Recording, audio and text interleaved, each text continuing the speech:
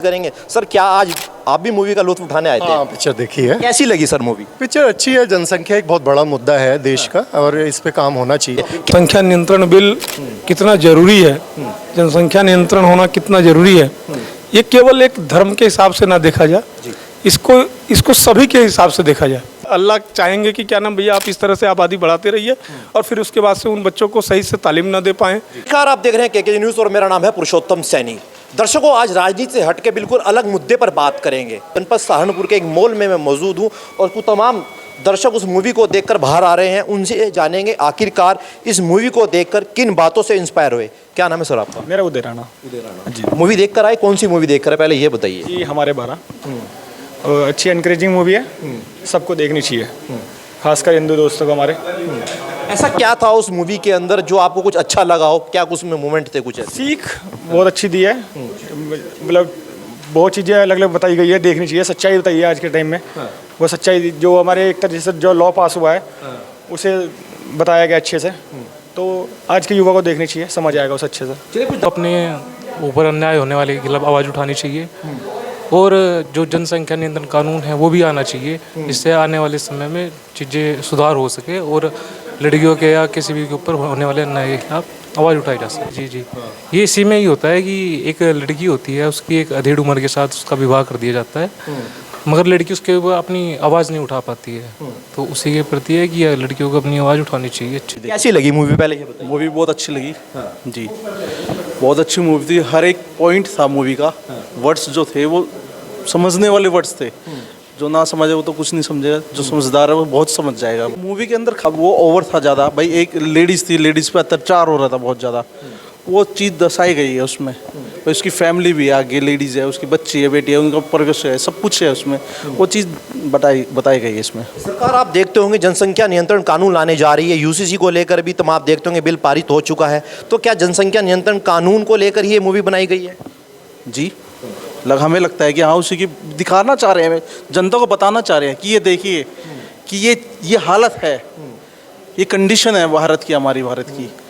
तो उसी बिहार पे ये एक मूवमेंट बताया गया है मूवी के जरिए कि हाँ ये ऐसी चीज़ है। तो आप सभी जो समझदार व्यक्ति होंगे वे समझेंगे, जो ना समझदार है वे नहीं समझेंगे इन चीज़ों को। सभी से यही मैसेज देना चाहूँगा, देखो जी, किसी भी जाति को ये चीज़ माइंडली नहीं लेना चाहिए कि ये एक कौम के लिए, ये सभी के लिए, हिंदू मुस्लिम सिख ईसाई चारों धर्म के लिए ये, कि जो आने वाला फ्यूचर और जो देश है उनके लिए दो ही बेस्ट है, अदरवाइज़ कुछ नहीं है। इससे कुछ मोमेंट नहीं होता कि भाई इतने कर लिए उतने के, कुछ नहीं है इन चीज़ों से। कुछ लोगों का ये भी मानना है कि इस्लाम के अंदर बच्चे पैदा करने या फिर बच्चे जो है वो अल्लाह की देन होती है और इसके पर अंकुश लगाना जो है शरीयत के खिलाफ होता है, इस्लाम में खिलाफ होता है, जैसे अबॉर्शन जैसी बातें आई हैं उस मूवी में। देखिए, ये पहले था, अब समाज जो एक्टिविटी बहुत हो चुकी है, मुस्लिम धर्म में भी बहुत ज़्यादा एक्टिविटी हो चुकी है, मैं भी बहुत चीज़ देख चुके हैं, उनमें भी उन्होंने भी अपनी काफ़ी सोच बदल चुके हैं। मुस्लिम धर्म अपना जो पहले था, वो पहले कुछ मीडिया के थ्रू या इलेक्ट्रॉनिक फ़ोन वगैरह थे,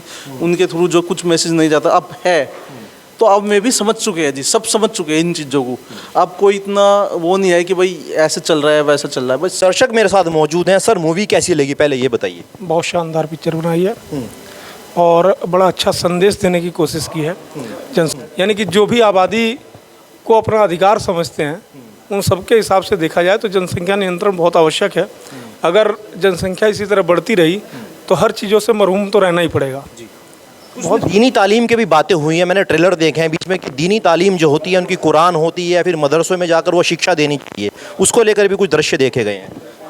नहीं, देखिए, दीनी तालीम उनका भाई निजी हक है, वो कर रहे हैं, उसमें कोई बुराई नहीं है। लेकिन उसके साथ साथ जो वर्तमान की शिक्षा पद्धति है, जो प्रणाली है, एक व्यवस्था में, एक विचारधारा में तो आना ही पड़ेगा, क्योंकि जानने के लिए खाली दीनी तालीम से तो काम नहीं चलेगा। मान लीजिए हम लोग जाएँ भाई मंदिर में खाली पढ़े हैं या गुरुकुलों में पढ़े हैं तो उससे काम नहीं चलेगा, लेकिन उसके साथ साथ अंग्रेजी की भी आवश्यकता है, हिंदी की भी आवश्यकता है, सामाजिक विज्ञान की भी आवश्यकता है, हर विषय की ज़रूरी है। जो मतलब जो आवश्यकताएं हैं वो होनी चाहिए, उसके साथ साथ उन लोगों को उस पर भी अध्ययन करना चाहिए, मेरा निजी विचार है। मगर आज भी कुछ लोगों का ये धारणा है, ये मानना है कि जो बच्चे होते हैं वो अल्लाह की देन होती है और इस पर अंकुश लगाना जो है हमारे इस्लाम के अंदर, हमारी शर्त के अंदर इसको खिलाफ मानते हैं।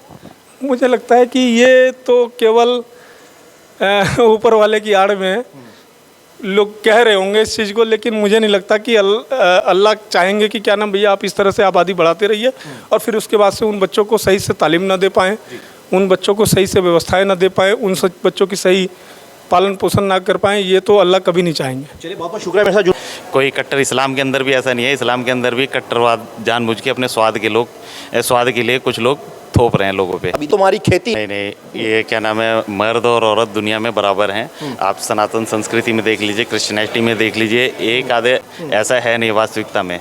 ये वो लोग कहते हैं जिन्होंने इस्लाम का अर्थ नहीं जाना, इस्लाम को पढ़ा नहीं है। आज आधुनिक युग में भी औरतें जो है बराबर हैं। प्राचीन काल में भी अगर आप जाएंगी तो देवी दुर्गा राधे माँ का नाम, राधा जी का नाम कृष्ण से पहले लिया जाता है। तो औरतों को बराबरी का नहीं बल्कि पुरुषों से ऊपर रखा गया है। तो ये जो भी कहते हैं उनको जानकारी नहीं है ना।